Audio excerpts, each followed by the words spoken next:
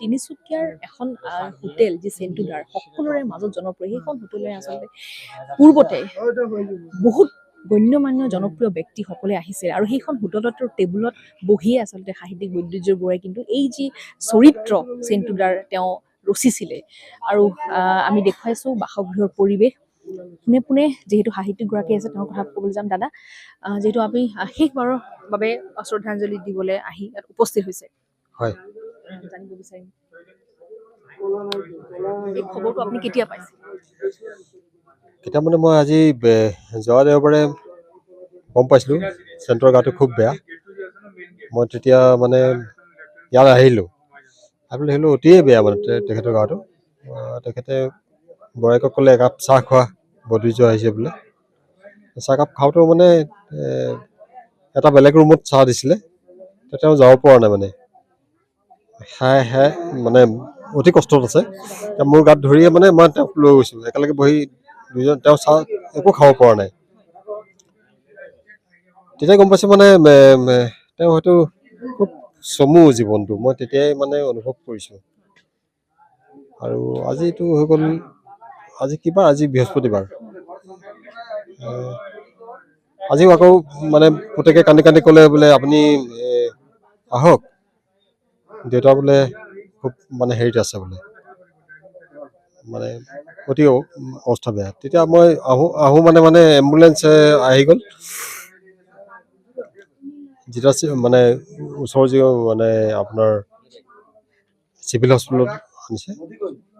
তাত গৈ নাপালেগৈ মানে অলৰেডি গ'লোগৈ তেখেত গতিকে কি ক'ম আৰু এতিয়া হয় হয় যিহেতু তেখেতে শাৰীৰিকভাৱে অসুস্থ হৈ আছিলে আৰু ৮৫ বছৰ বয়সত তেখেতে ইতিমধ্যে যিহেতু শেষ নিশ্বাস ত্যাগ কৰিছে আৰু আমি দেখুৱাইছোঁ যিটো ঘৰৰ শোকাকুল পৰিৱেশ ইতিমধ্যে এয়া সকলোৱে যি পৰিয়ালবৰ্গ বন্ধুবৰ্গ সকলোৱে আহি উপস্থিত হৈছে আৰু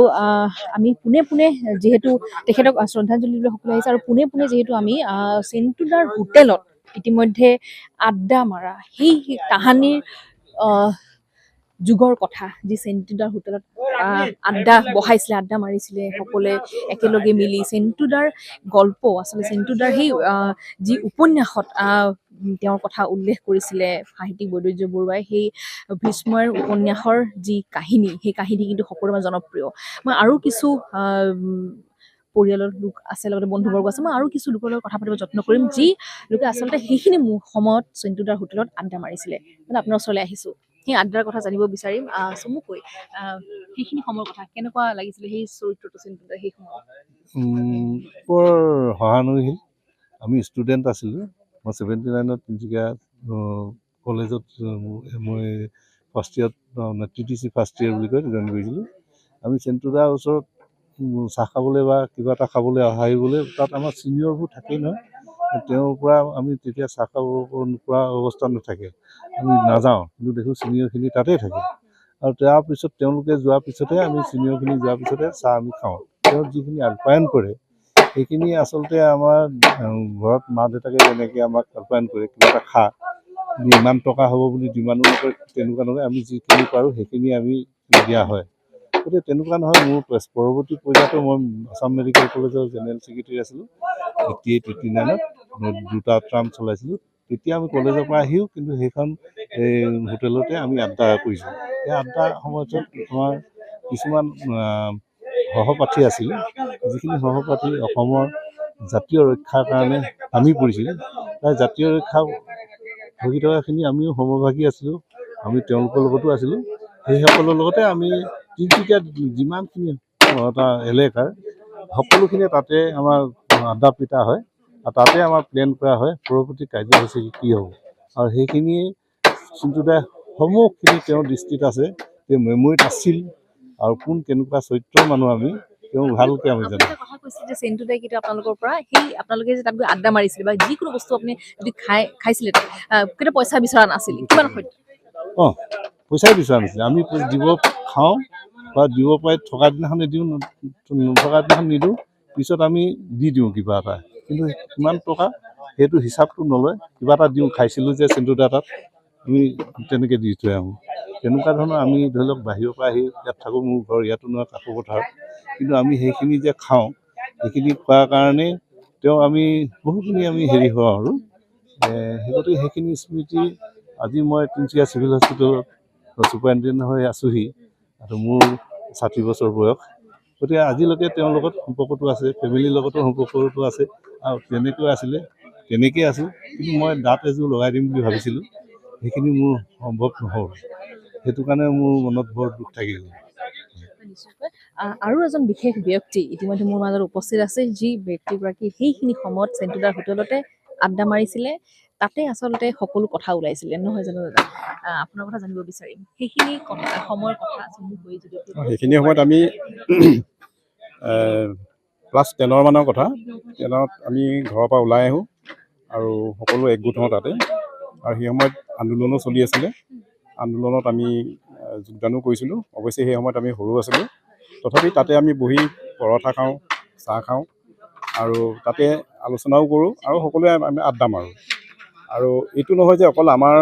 গ্ৰুপটোৱে বুলি, আমি ধৰি লওক 85ৰ পৰা 91, 92লৈকে আমি তাতে সময় কটাইছোঁ, 90 বিশেষকৈ। তাৰপিছত আমাৰ পিছৰ গ্ৰুপবোৰ তেনেকৈ মানে ক্ৰমান্বয়ে তেনেকৈ প্ৰত্যেকটো ব্যক্তি তাতে আহি আকৌ বহে, আকৌ হেৰি কৰে। মানে তেওঁ মৰমীয়াল আছিলে, আৰু তেখেতৰ সৰু হোটেল আছিলে যদিও তেখেতৰ তাত আমি খুব ধুনীয়াকৈ তেওঁলোকে পুৰি বনায় আৰু ভাল চাহ বনায়, আমি তাতে গৈ সোৱাদ আছিলে, হয়। গতিকে তেনেকুৱা এজন মানুহ, আৰু এনেকুৱা নহয় তেওঁ বেংগলী সম্প্ৰদায়ৰ যদিও তেওঁ সকলোৰে লগত মানে আমি আমাৰ নিজৰ ঘৰৰ মানুহতকৈ তেওঁক আপোন বুলি ভাবিছিলোঁ কিছু কিছু ক্ষেত্ৰত কেতিয়াবা। গতিকে আজি তেখেতে 82 এইজত পৰলোক প্ৰাপ্তি হৈছে। আমি দুখ পাইছোঁ, আৰু ঘৰৰ সকলোকে আমি আমাৰ সমবেদনা জ্ঞাপন কৰিছোঁ। এয়া হৈছে চেণ্টুদাৰ প্ৰতি থকা মৰম। এই মৰম কিন্তু আজিৰ নহয়, সেই তাহানি যুগৰে মৰম, যি আচলতে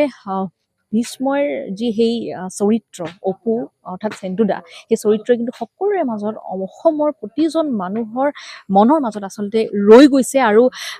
আজিও সেই চেণ্টুদাক বিদায় দিবলৈ, শেষবাৰৰ বাবে বিদায় দিবলৈ